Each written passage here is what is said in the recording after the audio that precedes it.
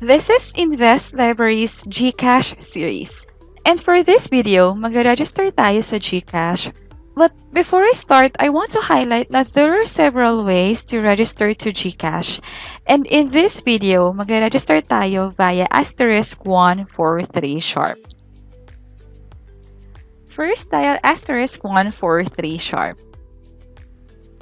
And then sa list, look for GCash. So for this case, pang number 9 siya. So click or tap the reply button and enter 9.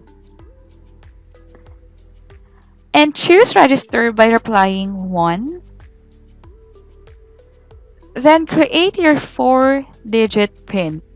Please memorize this number dahil ito na yung gagamitin mong PIN sa lahat ng transaction using GCash.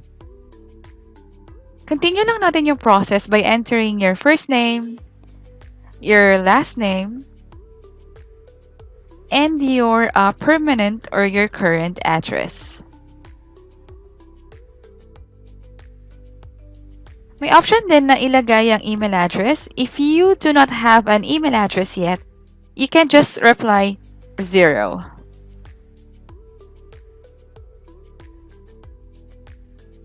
And then reply 1 to confirm the email. And then reply 1 again to register.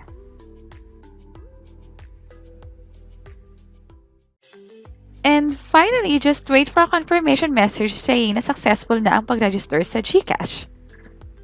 And that's it. You can download na rin yung GCash app sa yung phone para magamit mo na rin yung ibang features ng GCash. And stay tuned sa mga bago pa naming videos. And this is Lulu from Invest Library. Until next time, bye-bye!